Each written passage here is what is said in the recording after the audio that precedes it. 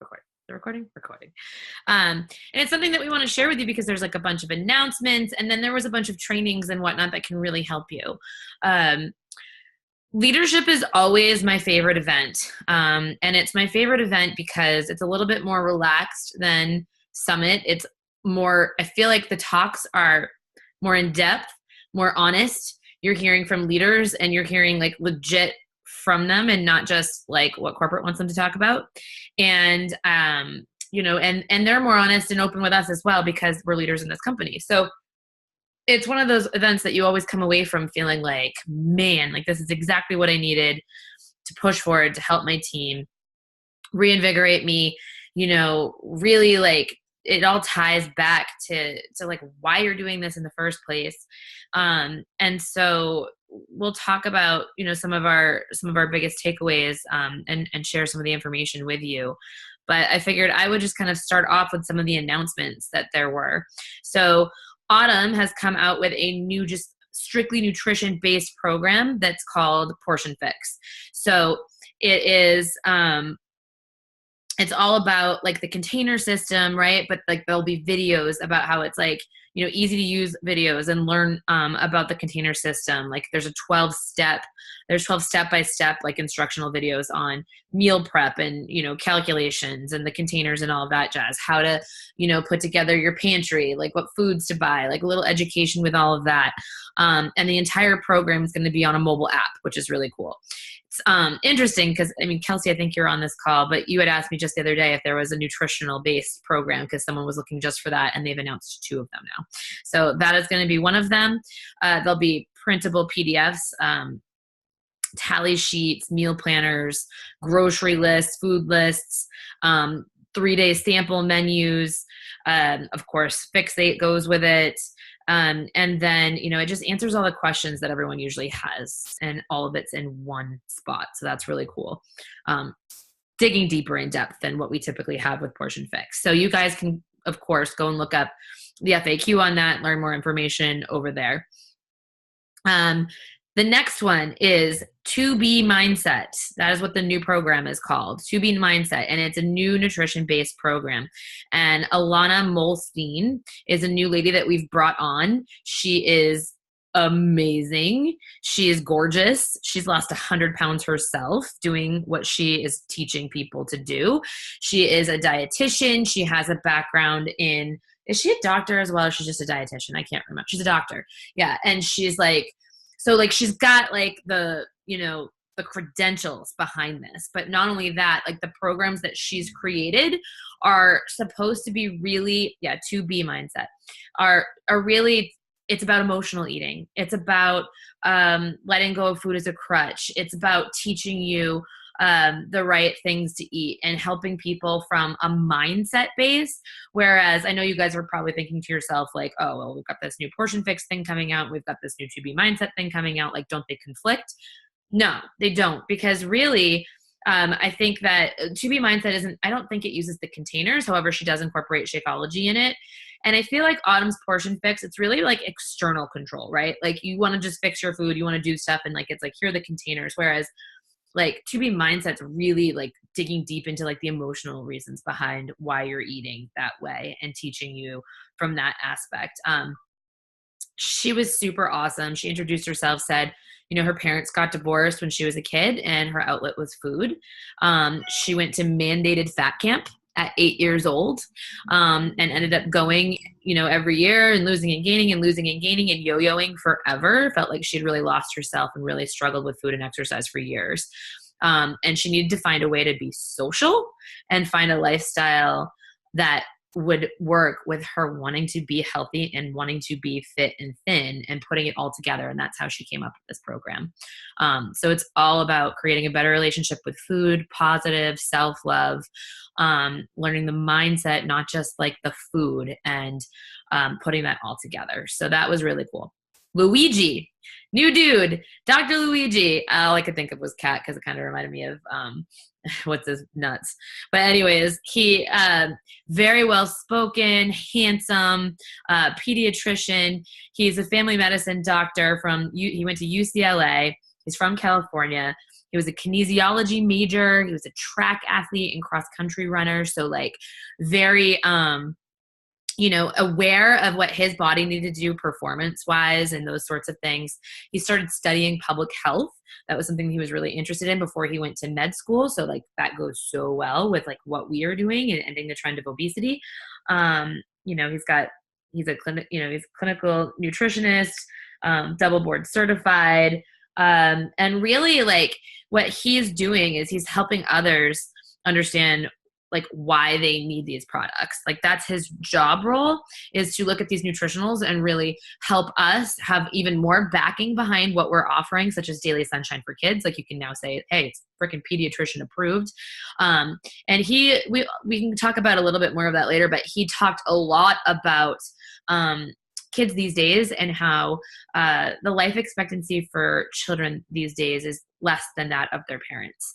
That you're seeing kids walk around with muffin tops. And while you might think that's fun and YOLO, like they're kids, like let them be, that means that they literally are forming fat around their organs. It's affecting their brain and their ability to learn. It's affecting everything about them and their health later on in life. It's not cool. He also talked about how the biggest two vegetables children eat are potatoes and tomatoes, usually in the form of French fries and ketchup.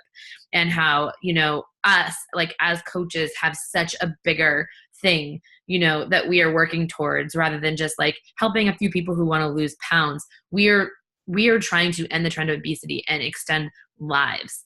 And so he talked a little bit more later, but that was just kind of like his introduction. Let's see here. So we talked a little bit about volume and boosting volume in our businesses.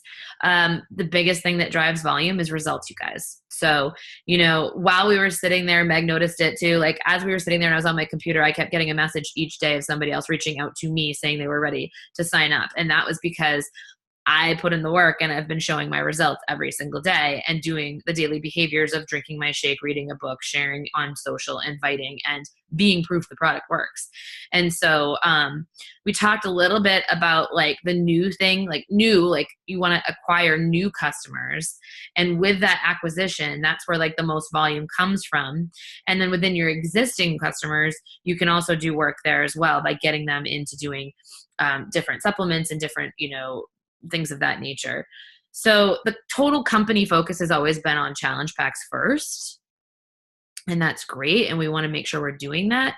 But we also want to make sure that we are, digging deep and really explaining to others and through our social and through our challenge groups and things of that nature, like, it's not just about the challenge pack. And if somebody wants to get started with something that isn't a challenge pack at first, and you've explained to them the reasons why they should, but they don't want to, that doesn't mean you just ditch them and don't help them. Maybe you get them started with Clean Week. Maybe you get them started with, the free trial for on demand. Maybe you help them. Maybe they're not ready to work out yet. So you get them started with Shakeology, or you get them started with a 3-day refresh, or you talk to them about like the supplements that come through with Ultimate Reset and those sorts of things. So there is a huge new bundle strategy for 80-day obsession that we're trying out, you guys. And you'll want to go and check out the FAQs for that, because it's just so much information. Like I can't even share it here, but there's all of these different challenge packs that are for, customers, like for your existing customers, for your, for your existing customers and coaches, and then for newbies as well. And some of them include equipment and all of the supplements, and some of them include just the supplements. Some of them include, what was it? I don't know. There's so many of them. Go look it up. Basically, the 80-day obsession challenge packs are going to be amazing for building volume and amazing for getting your people started the right way. Katie and Dominique, what are you talking about over there? You're laughing and giggling. Barbie Kalev and Haley Christian talked a little bit about Instagram. And, oh yeah, the stupid iPhone update with the stupid eyes. I get it. All right. So basically, you guys who were at the Super Saturday here, you heard a little bit from Barbie Kalev about just like how she felt like she needed to kind of like revive and renew her business and that sort of thing. And one of the things that she did was she took a peek at the Beachbody Champions page. So if you're not part of that page yet, make sure that you are added to it. But one of the reasons why she loves that page is because that's where all the newbies are. That's where the people who just started their business, who are excited, are. They're sharing things. They're sharing their joy. They're sharing the new things that they're doing. And that really lit her fire. And through that, she actually met Haley and connected with her. And Haley was killing it on Instagram and really helped Barbie kind of revive and renew her own business. And she got really honest with her. And so we were talking, you know, about the fact that like within social media, us as coaches definitely should be helping our coaches, like pointing out like what they could improve and whatnot within their social media, but also taking a peek at your own, you know, looking at your own social media and being like, am I bored with this? Am I posing the same freaking way every single day, the same damn selfie on the same side of my face with the same smile? You know, am I posting a picture of me with the Shakeology every day? Am I wearing the same shirt every day? Is my hair the same way every day? Like, what is it that you're doing? And change it up. So within Instagram, that's what they did. And then they shared some of the stuff that they've been doing. So I'm going to share that with you. So every single picture, invite no matter what. Every single picture that you put up on Instagram and Facebook, invite no matter what. IG stories, use them. We'll get them into them in a second. Do different angles with your selfies. So like set your camera up away from you and do a different pose. Or do it in the mirror. Do one that's really close. Do one that's a little far away. Do one when you're sitting outside. Like get more creative and don't just like take your selfie like this every single day when you're doing your pictures.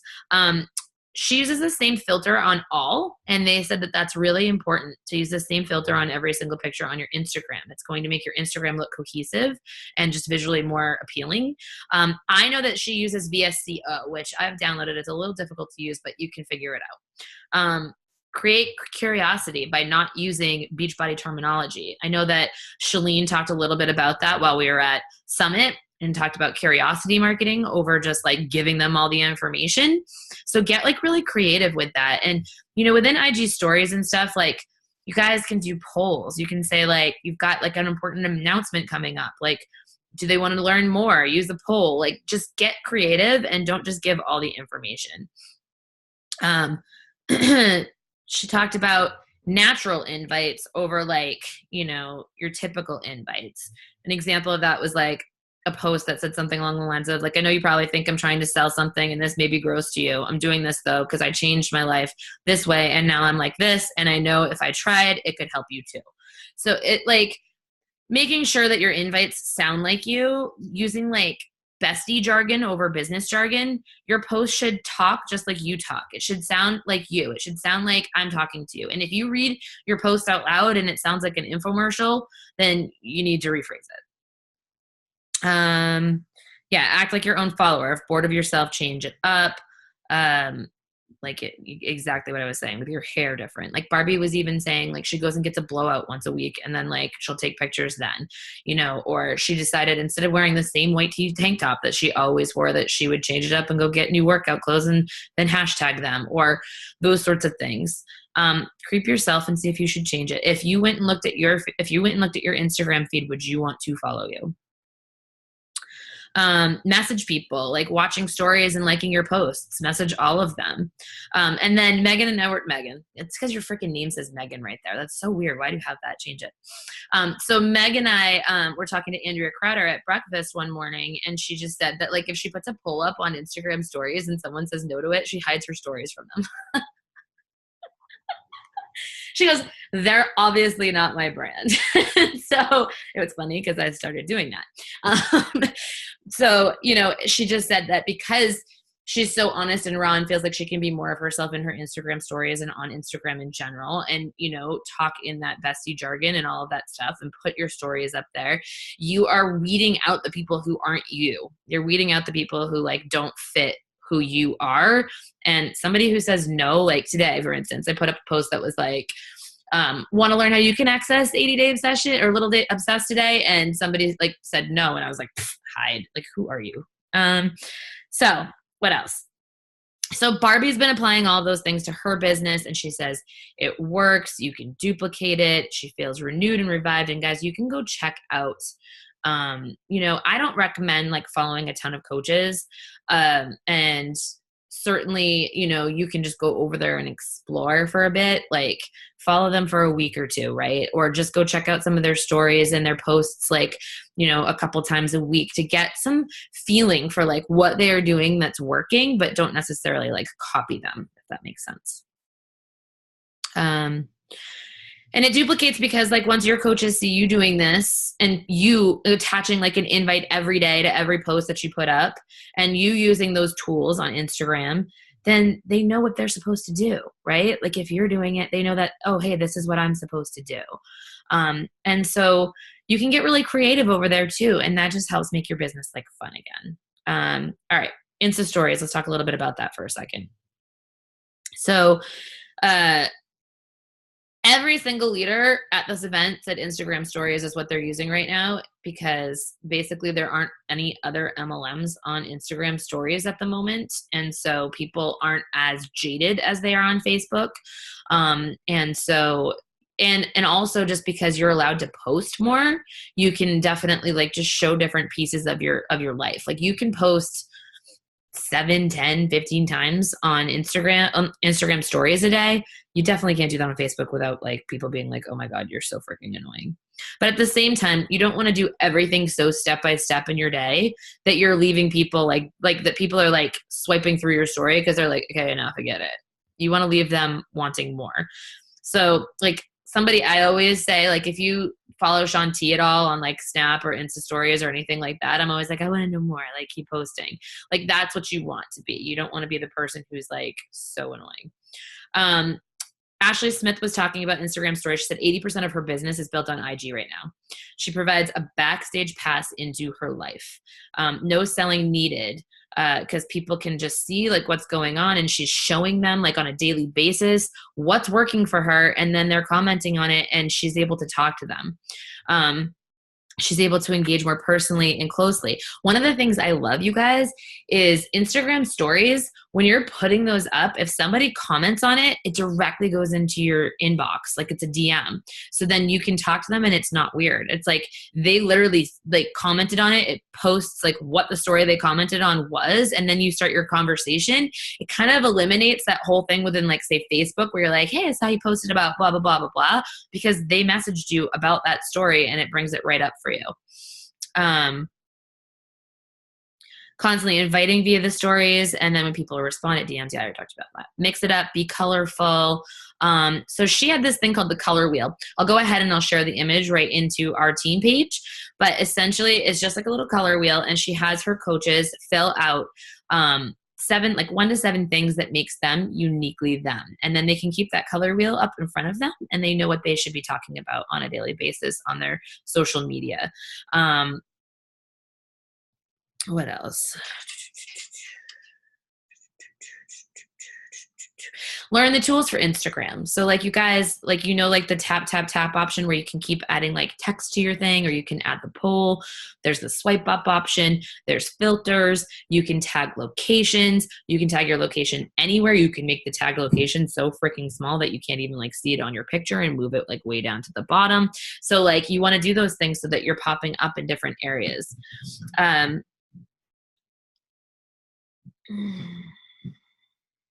I think Andrea said you have to have 10,000 followers in order to get the swipe up thing. But the swipe up is like literally like you can be like one in my group and swipe and say swipe up, and they can swipe up, and literally you can have them go directly to like an application to join their group. So like, you know, you kind of want to get that, but you have to be consistent, like super duper consistent with your stories and super duper consistent with following people that are your brand in order like to achieve those things. Yes, a poll option, tag who's watching you. Also do some more IG training. All right. I also have an awesome training that Andrea shared with us. That's a YouTube video that I'll share on the team page as well that you guys can check out. But I'm going to create a couple Instagram trainings that we'll implement as part of like our first 2 weeks or first, 10 days of training anyways. I want to do that. A new one for Instagram, a new one for Facebook, a new orientation video, and a new like conversations one. And that will be like kind of our 5-day get started thing. All right, what else? Give more stuff to people. So like, add value basically to your story every single day. If you're wearing lipstick color, talk about it and give them a link as to where they can find it. If you're wearing some new workout clothes that you like, do the same thing. Maybe you went to a restaurant, like, or whatever. So like, just become that person that people like are like, ooh, what is she sharing next? Or he, like somebody like could be like, where's your music from, right? Like for your workouts or whatever. And you could use the swipe up thing so that they could download your playlist. You can do links to YouTube videos, like like your story. Like you can create a video about your story of becoming a coach and you can, send people there. You can give away meal plans. You can, products you like, you can do all of those sorts of things. All right. Can I jump in on Alyssa, did you want to say something, Meg? Oh, yeah, but you were Can gonna you go hear you? into Alyssa Shoemaker, weren't you? Meg, Yeah, can you guys hear her? yeah, you can. Okay, now I can hear you. All right. Well, I was just gonna say the Alyssa Shoemaker thing about actually commenting like 15 minutes before you're planning on putting up a post, like going and loving on everybody else, like actually commenting and like being authentic and being interested, and then throwing up your post. I know that's something I was not doing, and that was definitely something I wrote down. Yeah, for So, sure. And that's within Facebook. So right. Melissa talked about Facebook engagement, and she said tip number one was like interact before you post. So thoughtful comments before posting. Facebook rewards conversations that resemble real life. So don't just comment like thanks for the love or like a smiley face or an emoji, but like literally start having conversations within your comments with people and on other people's posts, like to try to drive up that affinity. Because timing of your posts and things like that way far less than anything like that. Tip number two is put the social back in social. So like comments way more than likes and emoticons. Look at comments like conversations, repay with a like, or an emoji. Like that just kills the conversation, right? Like if somebody says something and you just put like smiley face, it's like conversation done, right? So don't do that. Tip three, be mindful of who you add to your network. So instead of going for a goal of like, I want 5,000 freaking friends on Facebook, pick people that are your audience. Don't have like a bunch of freaking coaches on there. Don't have a bunch of people that like you knew from high school that are never going to be part of this. Like, like the dude that you knew in 7th grade that like you never talked to on Facebook, get rid of him. And she said like one of the ways she does this, because you'll really mess with the algorithm if you like go and friend a shit ton of people or unfriend a shit ton of people in one day, is on birthdays. When everybody pops up for happy birthday, she takes a quick peek and is like, is this person really my person or not? And if not, she unfriends them. Happy birthday. Tip number four, authenticity. So copy paste lowers your engagement, you guys. So even if you're like copying pasting your own shit from like before, or copy and pasting, your stuff from like your personal page to your business profile or whatever it is, when you copy and paste, it lowers your engagement. So don't go and look at somebody else's post and be like, oh my God, their post was so amazing, and I'm going to jack it, because literally Facebook knows and it won't show it to many people. All right. Tip 5, new tools in your toolbox. So videos rank highest. Live video is fantastic. Like sometimes she even does like a little group with her team where they're like, okay, like everybody go live like once a day for the next 5 days to help drive more engagement to their page. And Facebook Live can get you 1,000 to 1,500% more impact and affinity on your page. So it's something that you definitely want to be using. So if you're scared to use it, you're going to get over it by doing my next topic, Mel Robbins 5-second rule. 5, 4, 3, 2, 1, go. So in 5 seconds, you can change anything. Have you guys read the 5-second rule? Yeah, everybody has. If not, go get it. She was so fun and interesting to listen to, because she's just so down to earth, and she's like, I'm going to get to this. I'm going to tell you about this stupid frigging rule and why it works. And it's so dumb, like it shouldn't work, but it actually really does have like science behind it. And she essentially said that the part of your brain that's responsible for like anxiety, for frustration, procrastination, like self-doubt, like all of that stuff is back here, right? But the part that's like in charge of decisions is your frontal lobe. And so when you're coming from this space, like that's why you get stuck. But if you can change which part of your brain you're working with in that moment, you're more likely to take the steps that you need to do, which is why the 5-second rule works. Because when you actually count down backwards, and it has to be backwards, it can't be 1, 2, 3, 4, 5. It's not a habit. Like your brain has to think. And so it starts switching the mode of what you're thinking with. And then you're more likely to take that action. So, so what was she talking about here? Let's see. So courage, what you think about life and death, but it's actually something small as well. Like it's the ability to do things that are difficult, scary, or uncertain, putting yourself out there on social convos with coaches that all requires courage, or convos that in your life, like those require courage. Every habit that you have that goes unchecked can spiral out of control before you know it. So it's about becoming a habit with the 5-second rule. When you're not paying attention, you start to make decisions based in self-doubt, procrastination, anxiety, frustration. Your business will change when you do the small things. You know what to do. It's knowing how to make yourself do it. Biggest obstacle you face is the way that you think. So if you can catch yourself blaming, complaining, etc., there's always 3 fingers pointing back at you, right? So you have the power at any moment to change that and rule your mind rather than it ruling you. And it just takes 5 seconds. So when you count backwards, it's called metacognition, and it activates your prefrontal cortex, which is part of your brain that you need to activate to change situational decisions. She reiterated, this is not something you use when you're like, I should buy this house, 5, 4, 3, 2, 1, go. It's like, it's like the fear-based decisions and stuff like that. Like, I really wanted to get these Louboutin shoes, and I looked at Meg and I was like, 5, 4, 3, 2, 1. It's like, maybe we rethink this later. So, what do you need to do to change? What made you, like, think about what made you great as a coach on your own that doesn't translate as a leader. So think about those things and how you can change it. She basically said all you have to do is become willing to want to change, which is so interesting because Gabby talks about that all the time.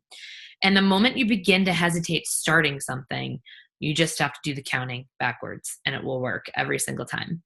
So I think maybe we should do like a book club for this, especially if you guys haven't done it yet. She talked a lot about like our brain having 2 modes, like autopilot and drive.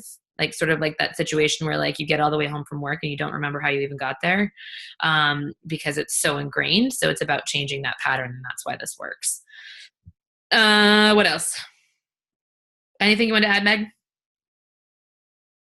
Well, I just thought this was kind of funny. So she's like, if your brain was broadcasted out to like the world all day long, everybody would be in an insane asylum because we're constantly coming up with these like thoughts, crazy thoughts in our head. Insane fucking thoughts. Yeah. We're all fucking crazy. Pretty much. She talked about it too, like how to use it to like end worry, fear, and anxiety, and started saying like create an anchor thought. So create an anchor thought. So your anchor thought, like while she used this for an example. For instance, she used to be very afraid of flying. And, she talked about how like that point when you're flying where you take off and all of a sudden like the engine changes noise and you're like, what the fuck? Like, are we going down? Like what's happening? But like, so she changed the thought process from like, oh my God, we're going down, I'm going to die, to 5, 4, 3, 2, 1. I cannot wait to eat that burger at Atlanta airport when I get there. So, she's just had that anchor thought of that burger that she freaking loves and went back to it. And so if you're thinking about that in terms of like your business, maybe it's that you're scared to reach out to somebody. But if you say 5, 4, 3, 2, 1, go, and you just start reaching out to people and you have that anchor thought of that excitement of helping somebody get started on their journey, or that excitement of helping somebody like change their freaking trajectory of their entire life by becoming a coach and earning money and freedom and all of that, then that can be your anchor thought. So finding what that thought is for that one issue that you're creating that kind of anxiety over. Yeah, she was basically saying like the feeling of being nervous and excited is the exact same thing. It was just about tricking your mind into saying, instead of her walking out saying she's nervous about being out here. She's excited to be out there. It's the same exact feeling. Yeah. So I thought that was kind of cool. I thought that was cool too. Moira. So Moira was talking, I don't remember what the topic of her talk was, but she started saying, which was really interesting because of a lot of the leaders said this, like Melanie said it, Trina Gray said it, Lindsay Matway said it, Moira said it. And some of you are in a challenge group with me right now. And you know that just like a few weeks ago, I wrote to you guys and I was like, fuck this. Let's do a challenge group together. Let's make it easier on ourselves. Let's make it more fun because we're all in there together, et cetera, et cetera, et cetera. Well, guess what? That's what they're doing. So they said they run their team as a team of leaders. So the PS coaches feel like they have multiple leaders that lead them as much as they do.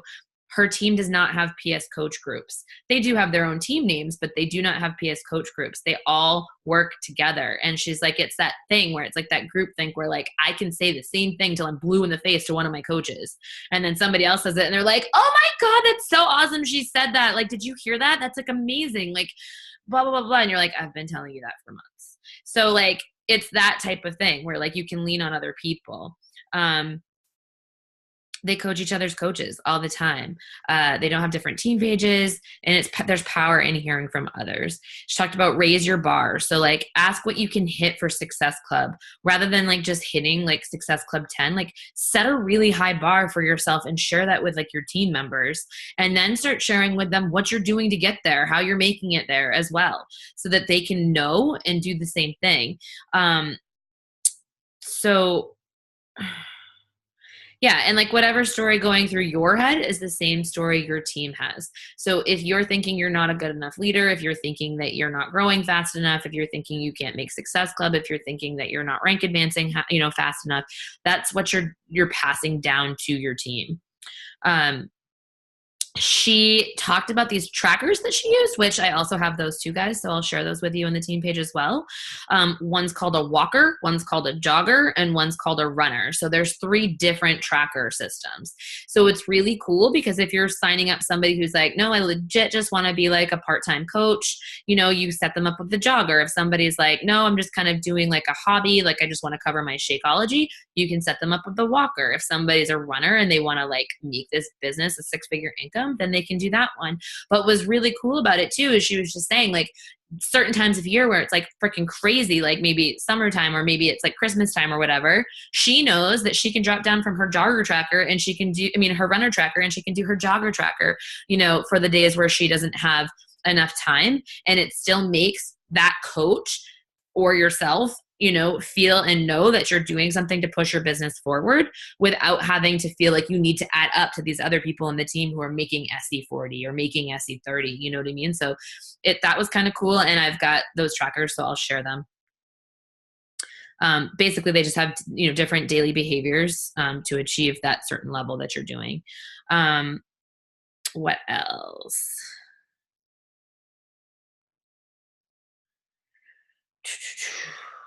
Meg, you want to talk about this? She talks about like, asking questions of your people, of your team, and like sharing that vision. I know that you talked about that's something that you wanted to like work more towards.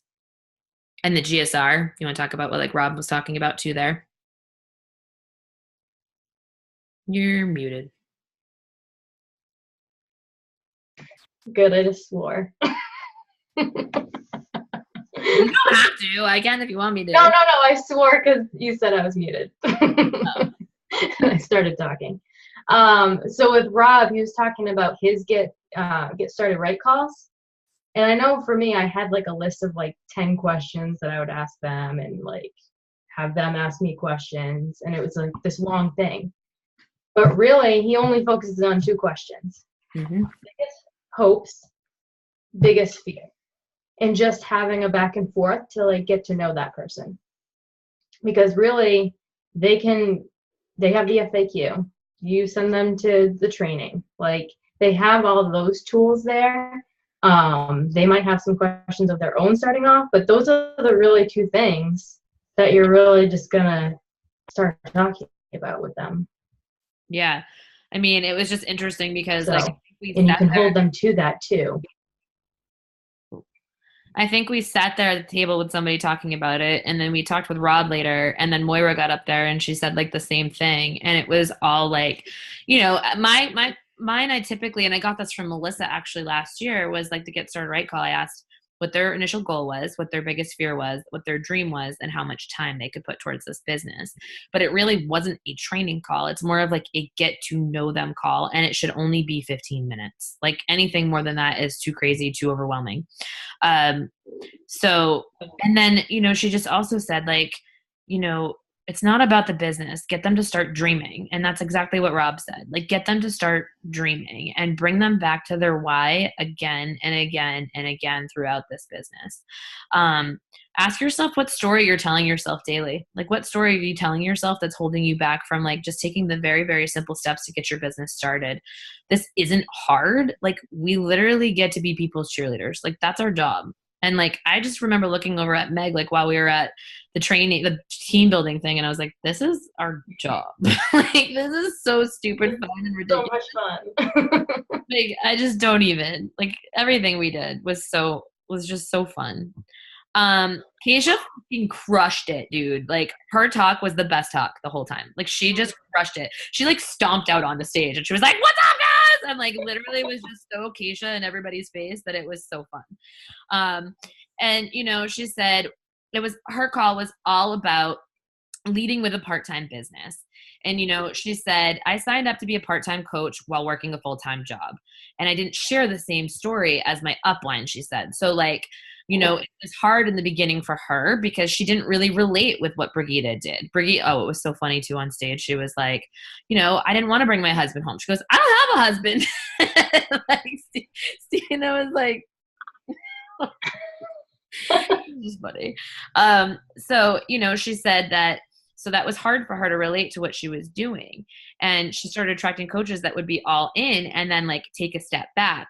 And then those that were right, like that said they wanted to leave their job and all of that stuff and were like, let's do this, would like burn out quickly and, become like kind of like the energy suckers that like when you get a message from them and you're like, I mean, nobody wants to feel that way. When you get a message from one of your team members and you're like, like I have to talk to this person right now. Like, this is supposed to be fun. Like, you want to attract the people who are your people, right?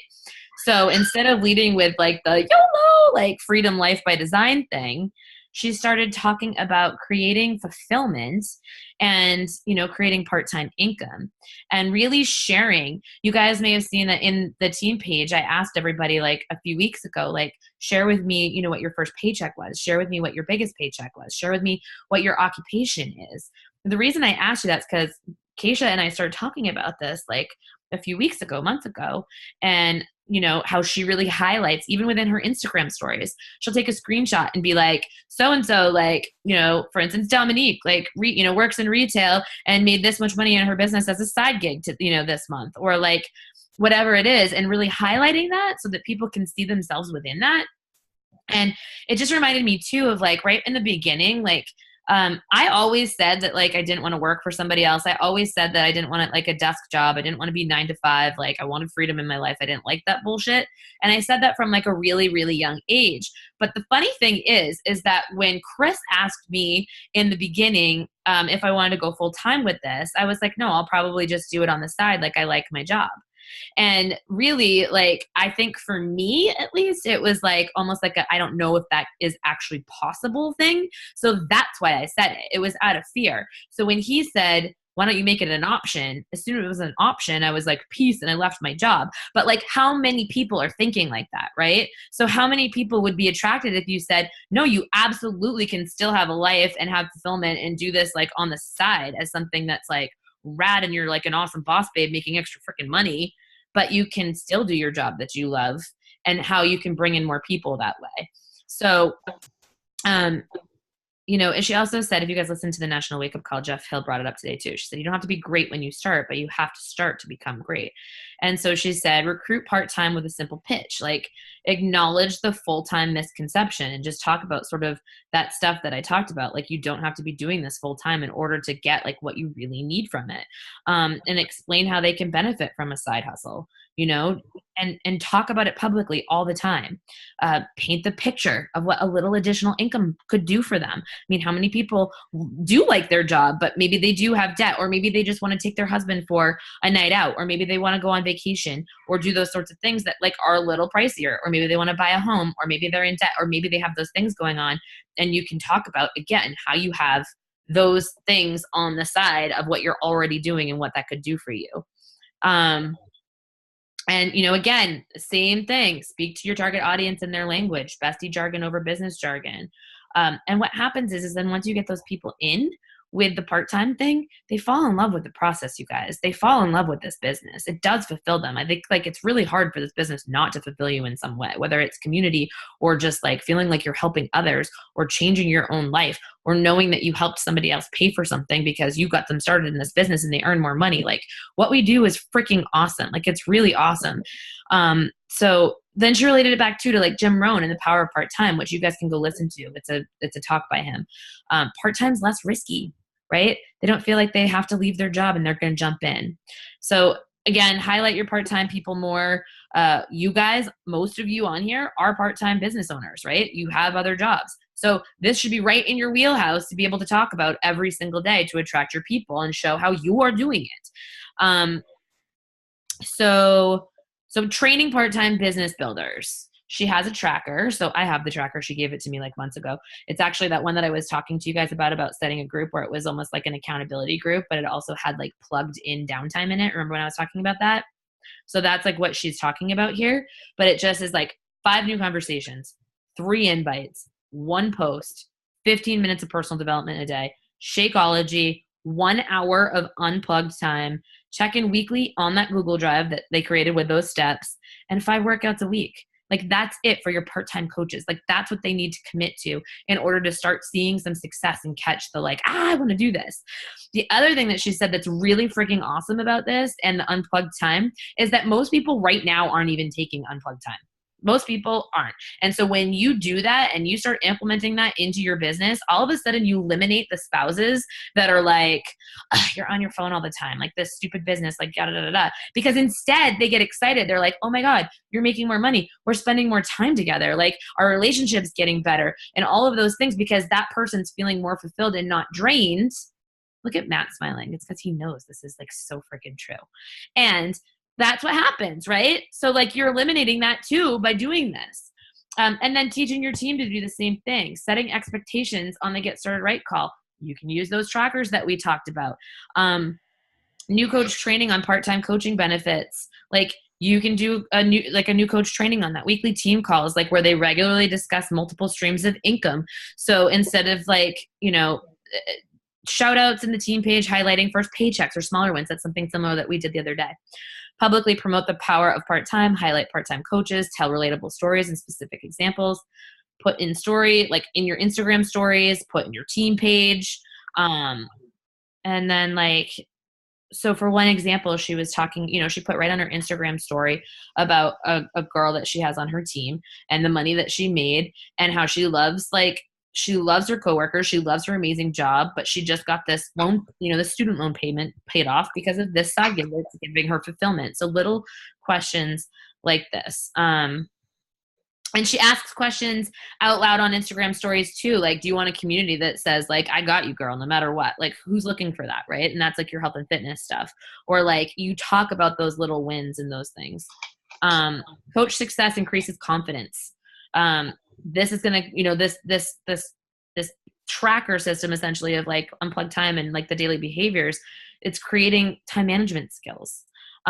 You're getting less resistance from significant others, and you're building long-term sustainable a business and excitement. So the more excitement and the more positive the team, morale equals happier, more fun coaches, which guess what, guys, attracts more people to you, right? So the journey and then she just ended it by saying the journey to greatness often begins the moment that challenge and contribution become more important than than comfort and ease. And that was Brendan Burchard who said that. All right, a couple more things. Ruth Schroner really talked about vision and developing vision with her team, developing, sharing really, really super duper scary goals with them, asking them to get on board with her, being really open about what she wanted for her team and for herself. And like, that's something that every single one of you can do and talk to your builders about. She also said that she's more than doubled her income this year. This business is not broken. It's just that people have bad attitudes and they're not actually working their business.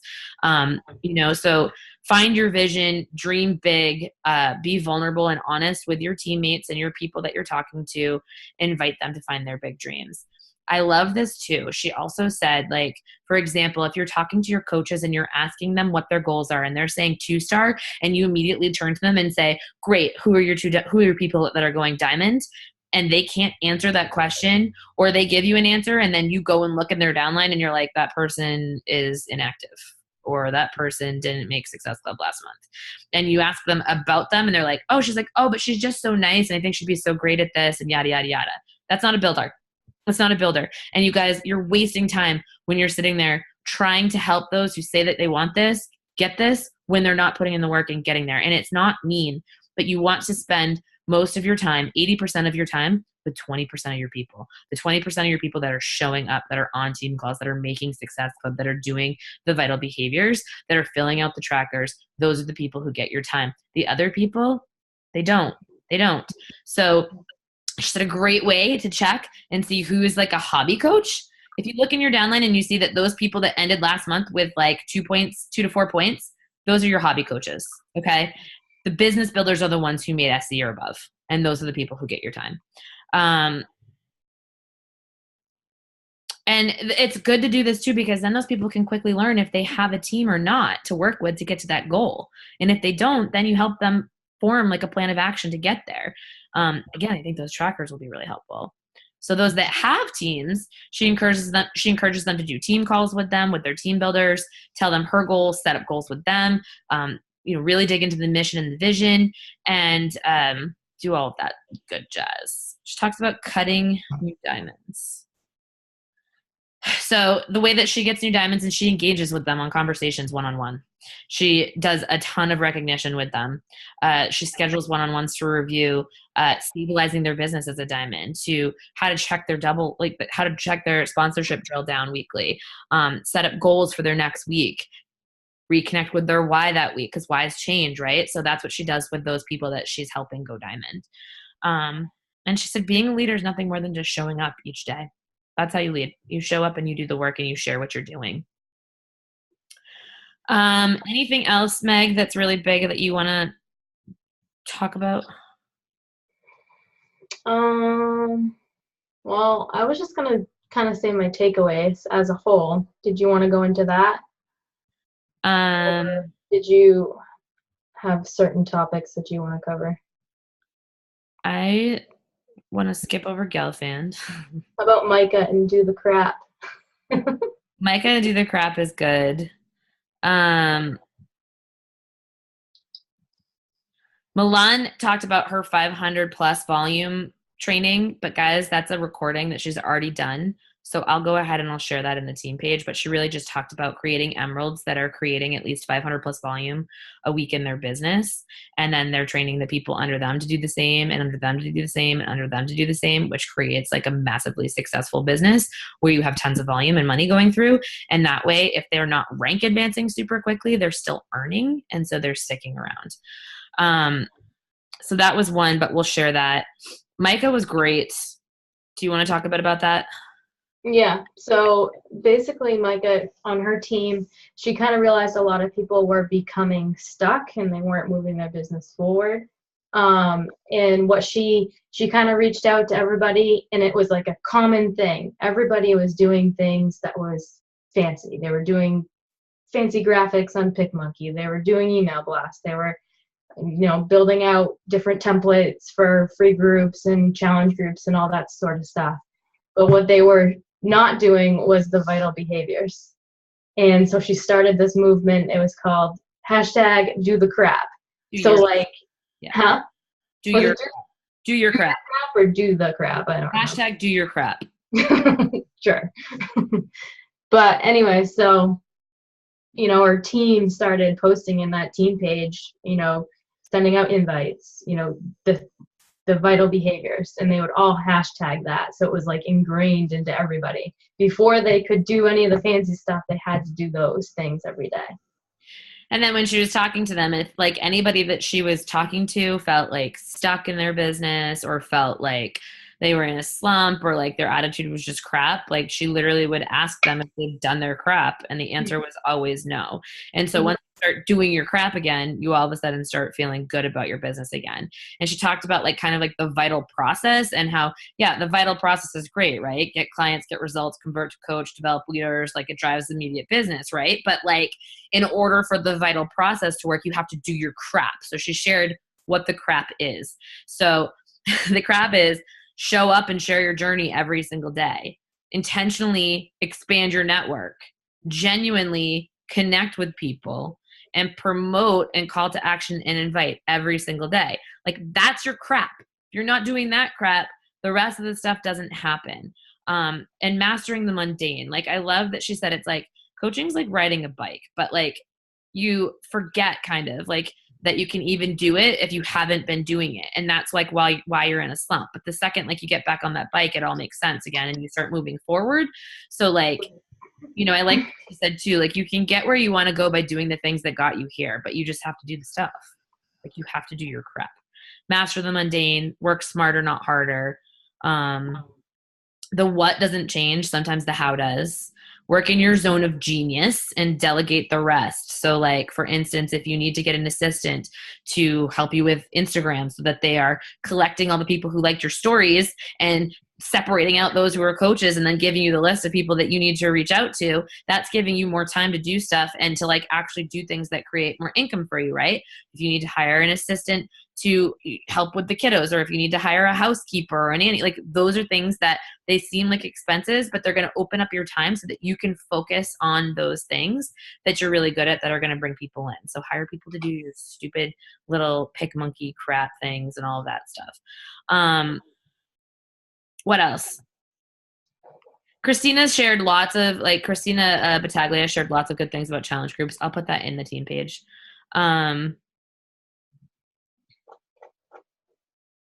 Anything else? I think that with there's a panel with Lindsay Matway, Melanie Mitchell, Josh Spencer, and Trina Gray. And a lot of the things that they shared was like Lindsay, for instance, said that she'd stopped being competitive with herself. And that's when she stopped moving forward. So she called herself out. She set up a group with her coaches. She set goals publicly, didn't do any training in the group, but just showed what she was doing to get there. It showed her strategy week by week, was saying what wasn't working at what and what was. And in the midst of that, like really like found that like she wasn't reaching her goal and then had to tweak like how she was posting, like her typical like I need 10 girls to join my team wasn't working anymore. So she had to change that. Josh Spencer said that like he does a 4-step process. 1, if you failed with something, accept and embrace it. It's just part of the process. You will fail over and over again. 2, write down why you feel you failed with it and what exactly you failed at. 3, create a plan, ideas on how you can get beyond this failure. And then 4 was take action like right now. So that's what he was talking about. Melanie said she was feeling a bit of burnout and decided to take trainings, challenge groups, team calls, and do it all together instead of people being separated and doing their own thing. So it was sharing the load and the responsibility and making it more fun. They did a team-wide test group. So with their leaders and their team, following the containers, making meal plans, pictures, like all that stuff, like sharing their before and afters. And she said with that, it was really cool because it like reinvigorated them within their own health and fitness journey, strengthened their relationships. But also she learned that some of the coaches like had never created a meal plan before or had never been using the containers to a T and that sort of thing. So that was really great to kind of see what was going on there. And then Trina said that she just simplified everything. She realized that she had like this training system that was like so many friggin' things and she just simplified everything and made it like super duper easy. And then again, she did the same thing, trainings and collaboration within like challenge groups and everything as a team. I think those were like the biggest takeaways. Oh, and there's new bars. We didn't talk to you guys about that. There are now new nutrition bars, protein bars or whatever. There's a almond chocolate cherry one and a peanut butter chocolate one. I don't remember the dates that they're coming out, but you guys can go look at that. No, thank you. All right, so we've almost taken up an hour. We've got 5 minutes. Meg, do you want to spit the rest of your stuff out, and then we'll call it a night? Yeah. Cool. So basically, I was kind of scared to go into this. I'm not gonna lie. I had been kind of in a slump with my business, and coming out of it, I definitely think it had to do with I've kind of been on autopilot mode. And one of my kind of big action steps moving forward is to make a list of the things pre-Beachbody and a list of things that I felt and things that I was doing back when I was killing it, like the first 2 years. So going back to that, and I was also a little scared that either this was going to be a make or break moment. Either I'm not going to fit in with everybody, I'm going to feel like an outsider, and then it's not possible to keep going and that I'll get there next year myself, or I will, you know, have a Take blast. tequila shots with Raina and eat pineapple. Yeah. And like from the very minute like we got there, it was just fun and everybody was so welcoming. It's like that instant connection with anybody, whether they make $1 million a year or $200,000 a year. It didn't matter. Like everybody was on the same level. And I was like, oh, if she can do it, then I can do it. You know, Joan talks about that all the time. It's not like you're doing anything special, or you're not that you are special, but you're just doing the things to get the things. So that was a big kind of we started laughing with the do your crap hashtag, because then she said something like, you just got to do the stuff to get the stuff. And I was like, who said that before? Like Anita Myron, like in the training, she fell asleep. Everyone else was like super engaged. It was not a boring time at all, but she was sitting next to us and she just had her head down like this. And who was it on stage? Milan. Yeah, she said, in Milan, I ran this group, or I asked Anita Myron, where is she? Thank you for, giving me that training or whatever. She's like, oh, like it was like the best moment ever. It was pretty bad, actually. I don't even know her rank, but she's top 10, isn't she? She was top 10 like a few years in a row, and she's a superstar diamond. Yeah. $800,000 a year. And Raina doing tequila shots, instigating that at the pool. Like, I don't know, it just kind of showed me that they're just regular people. They're just like all of us. They like to have fun, but they do, they get to business when they need to. And so that was a big part of it. And then corporate just as a whole just makes you feel so special. I've been to summits, I've been to the Success Club trips, but this is by far very different. Like Joan had mentioned, she did lie to me a little bit because there wasn't as much downtime. Because it was in Vegas. But that's because we maxed out Vegas, basically. But yeah, from feeding us a good breakfast right after the workout, making sure there's water around for us, Shakeology. For the lunches, we had a fixate lunch every day. I know I've never made any of those like dessert things, and I just wanted all of those in my face. Oh, the peanut butter things. The peanut butter thing. And the cookie. I don't know if the cookie was fixate, but it was really good. And talking about the food. I know. And there was just a lot of like goosebump moments, I would say, like through the entire thing. Like there was one point where Carl came down off of the stage and he had Julie stand up and just pushed her over. and she fell down. Like she fell down on her chair.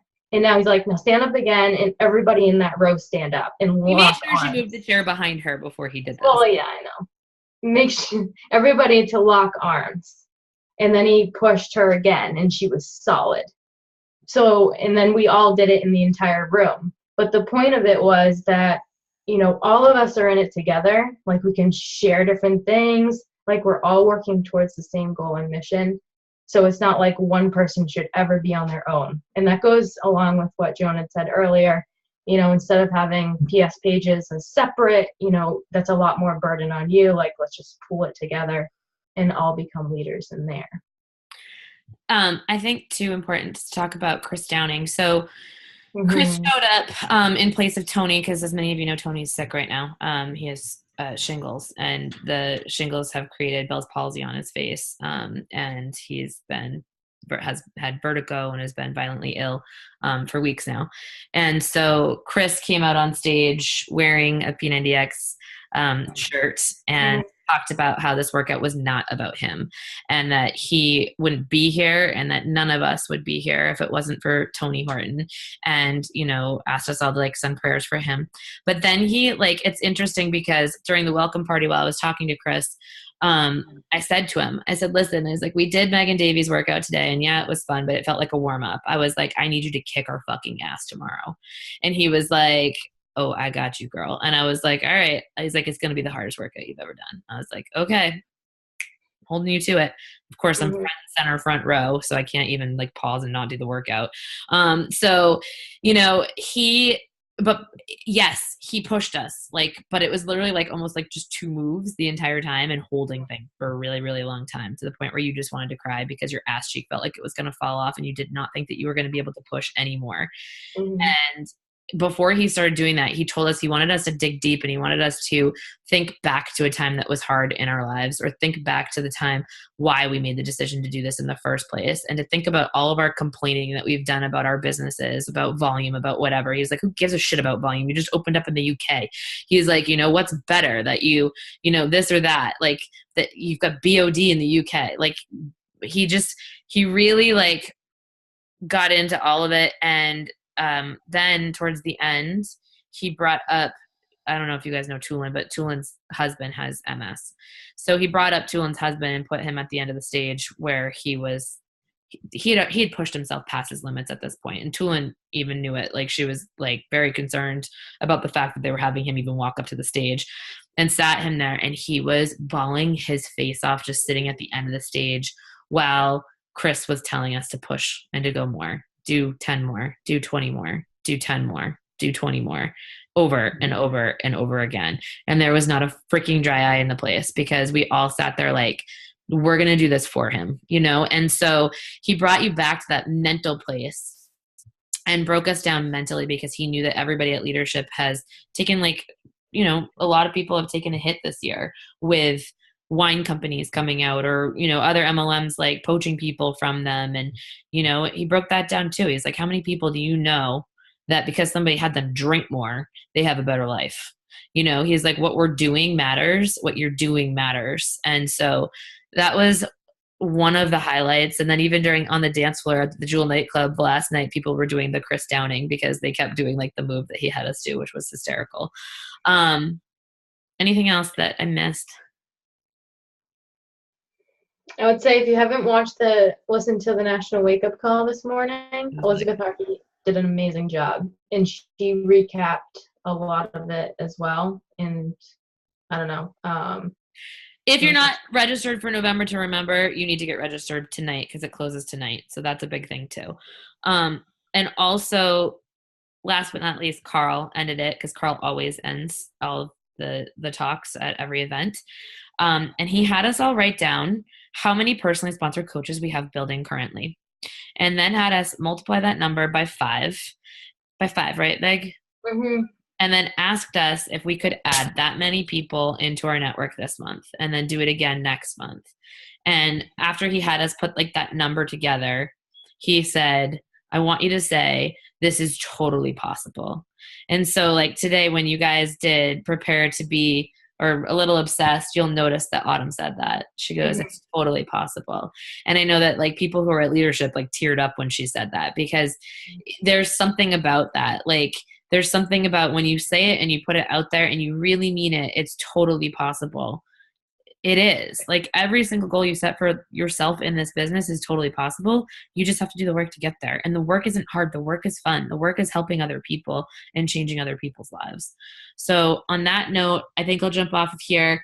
If you're not in a partnership for November to Remember, you need to do that tonight before you go to bed. I want every single person on this team to be registered for that. And I'll post some of those resources and calls and stuff later. But that's good, Katie. Good to know. They're extending the, you know why they're doing that? Because all the friggin' leaders were at leadership and they're like, last day is the day you get back. And we're like, I'm dead. Like, anyway. All right. Hope that you guys got some information from that. I hope that all of you put leadership on your vision board for next year. It's totally possible. Love you.